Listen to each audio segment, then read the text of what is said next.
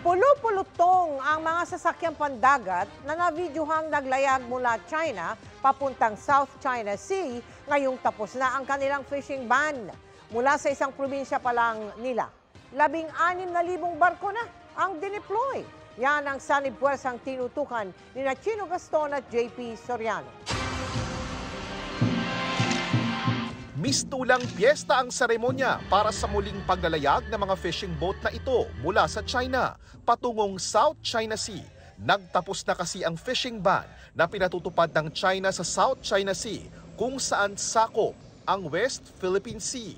Mula pa lamang sa probinsya ng Hainan, mahigit 16,000 fishing boat na raw ang naglayag para mangisda sa South China Sea. Ngayon lang sila muling makapangingisda roon matapos ang ban na ipinatupad mula pa noong Mayo at nagtapos nitong August 16 na nagbabawal ng anumang uri ng pangingisda kahit pa sa mga bahaging nasa loob ng Exclusive Economic Zone o EEZ ng Pilipinas.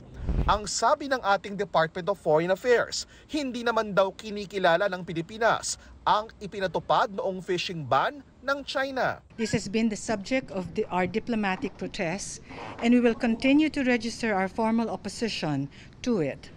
It is an illegal exercise of a state authority insofar as they cover the Philippine maritime zones.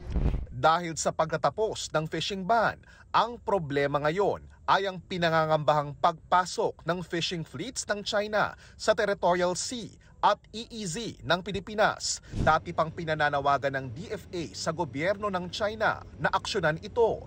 Ang pulisiya daw ng gobyerno ng Pilipinas ngayon, sakaling iligal na mangisda ang mga sasakyang pandagat ng China, huhulihin ang mga ito. The Philippines is ready to take law enforcement measures on legal fishing activities in its waters. Pero may fishing ban man o wala, sabi ng mga opisyal ng munisipyo ng Kalayaan sa Palawan, hindi naman daw ito sinusunod ng mga mangingisdang Chino. Sa nakikita natin, parang contradictory, perennial ang mga bangka nila doon, ang mga barko nila na nangingisda. Ang mga sarili nating mangingisda raw ang nangingilag na mangisda sa sarili nating karagatan, lalo't may mga lugar na hindi nila malapitan dahil sa nagbabantay na Chinese Coast Guard at fishing militia. Hindi na kami makalapit doon sa maisan yung mga barko nila, kami sa bandang kabila.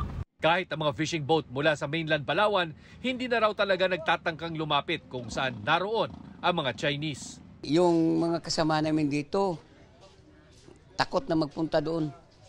Sa halip na doon makakuha ng maraming isda, dahil yun man talaga sa ating teritoryo naman natin. Tayo pang binabawalan ng ibang bansa. Para sa GMA Integrated News, Chino Gaston. JP Soriano, nakatutok 24 oras. Mga kapuso, kasama nyo kami 24 oras. Mag-subscribe sa GMA Integrated News sa YouTube. Sa mga kapuso abroad, bisitahin ang GMA Pinoy TV at www.gmanews.tv.